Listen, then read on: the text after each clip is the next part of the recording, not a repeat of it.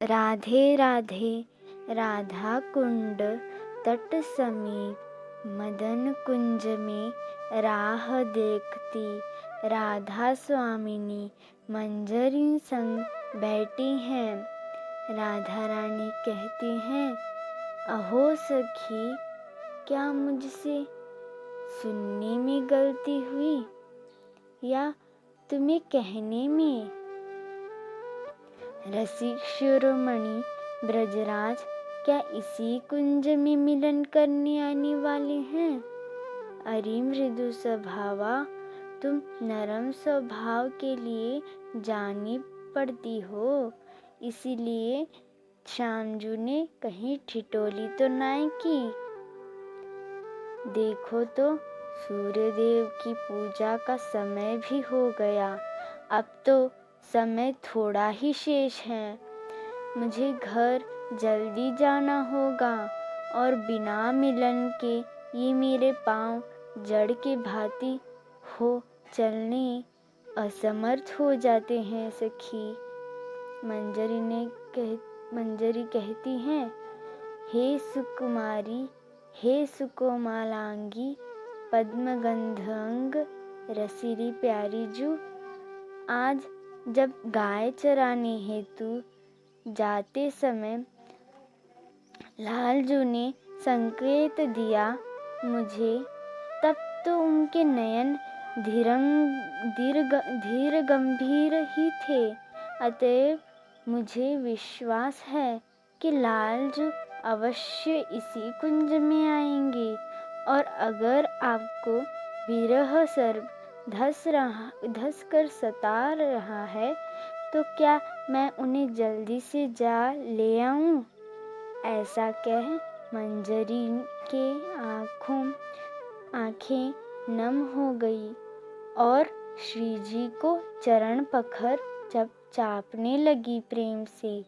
श्रीजी ने कहा, अरे तुम तो अति प्रेम से भरी हो सखी। अच्छा, जाओ और ले आओ, अधिक समय नहीं है अभी। आज्ञा पा मंजरी जा रही थी, तभी स्वामिनी ने कर कमल को उसे देकर कहा, जल्दी आना। उनके हाथों में जो कमल है उसे लेकर मंजरी भावाविभोर हो गई और जाते जाते मन में अभिलाषा जागी, धन्य है यह कर कमल। अगर क्या कभी मैं भी कमल बन श्रीजी के कर कमलों में रहने को सौभाग्य प्राप्त करूंगी। कभी रसिक शिखर अधिक सताते हैं तो उन्हीं कर कमलों से श्रीजी उन्हें ताड़ती है ना। तो देखो, श्यामजू और लाडलीजू दोनों के अलौकिक दिव्य प्रेम का साक्षी है ये कमल। कुछ नहीं तो भी ये कमल स्वयं श्रीजी ने मुझे प्रदान किया है। क्या ये कम सौभाग्य है? नहीं नहीं, ये तो ब्रह्मा विष्णु महेश आदि को भी अति दुर्लभ है। महाभाव स्वरूपिणी रसखानी की मंजरी दासी होना तो संसार का सबसे बड़ा सौभाग्य है। अगर मेरे गुरुदेव मुझ जैसे पतित पर कृपा ना करते तो यह जीवन भी व्यर्थ बातों में ही चला जाता। जय हो गुरुवर प्यारे की, करोड़ करोड़ प्राण वार कर भी उनके उपकार की तुलना नहीं कर सकते। स्मरण करते ही तो मानो गुरुवर भागे चले आते हैं। लो, आ गए गुरु मंजरी और कहने लगे, क्यों री, तुमने मुझे स्मरण किया तो मुझसे रहा नहीं गया। कहो, यहाँ क्या कर रही हो? लाडलीजू कहाँ है? गुरु मंजरी को देख चरणों में गिर के रो रो कर उनके परम दिव्य चरणों को पखारने लगी मंजरी।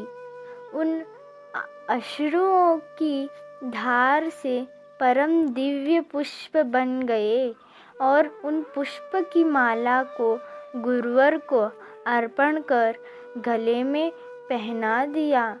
अति प्रसन्न भय गुरु मंजरी ने वर दिया कि कभी भी दुविधा में तुम होगी तो बस स्मरण करते ही मैं आ जाऊंगा।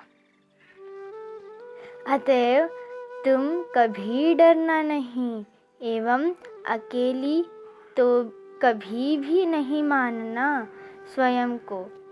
मैं तो तुम्हारे उर बस गई हूँ। मंजरी, हाँ हाँ, अब देर न करो, रसिक नागर को कुंज ले आओ।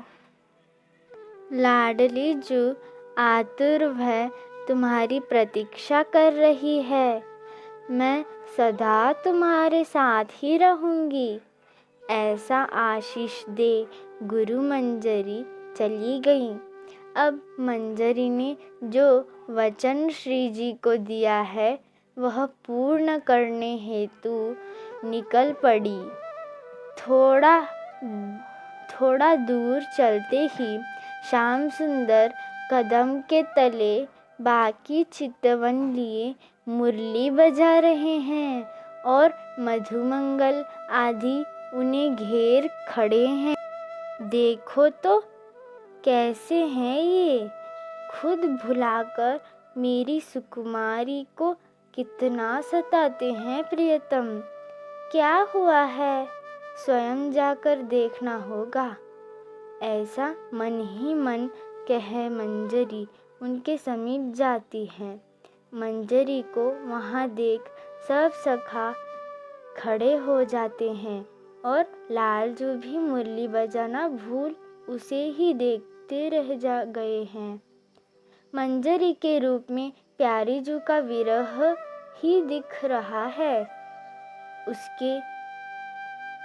उसके कर में जो श्रीजी का कर कमल, उसकी गंध पाकर तो श्याम सुंदर स्तब्ध हो गए। सखानी देख चिंता में पुकारनो प्रारंभ कर दियो।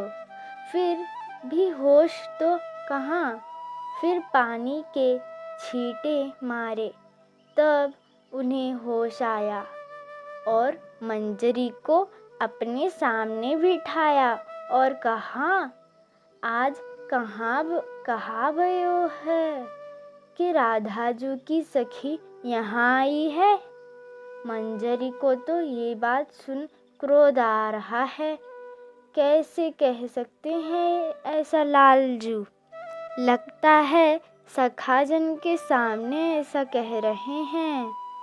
मंजरी ने कहा, नंदलाल जू, आप तो ब्रज के राजा के पुत्र हो, तो भावी राजा भी तो आप ही है, और कोई कष्ट हो तो हम प्रजा आप ही पास गुहार लगावेगी ना।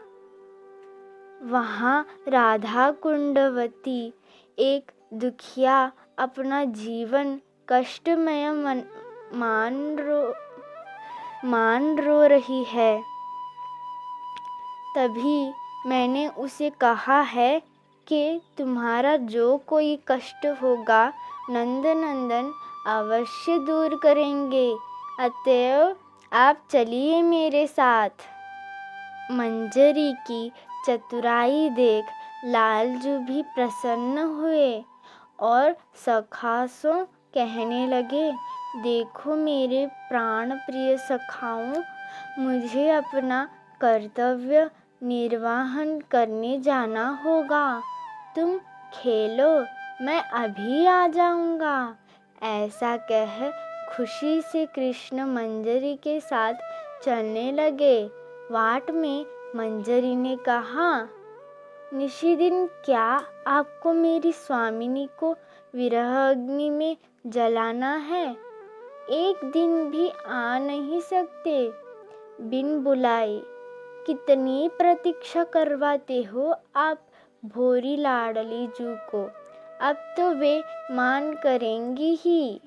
मान की बात सुन श्यामजू विवल भर रोने लगे। सुनो हे किंकरी सखी, मैं अपने सखान को छोड़ आ नहीं सका, क्योंकि वे अति प्रेम से स्नेह में मेरे संग खेलते हैं। पर मैं स्वामिनी जी को भी ऐसे सताना नहीं चाहता। तुम ही कहो, अब मैं क्या करूं?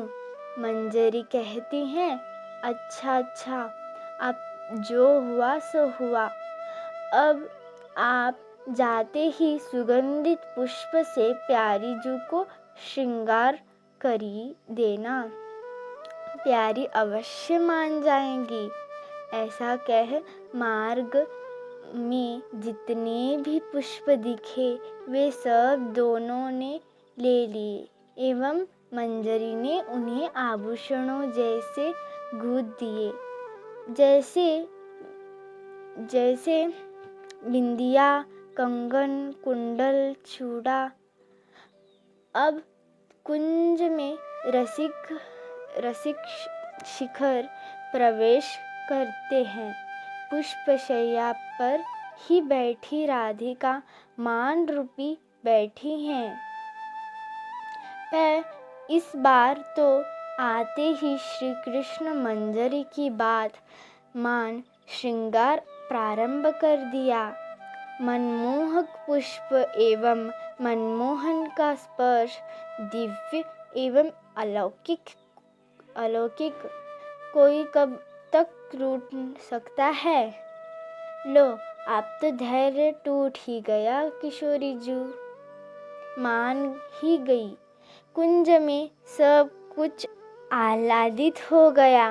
इस झांकी को मन में बसाकर मंजरी बलिहार हो रही है।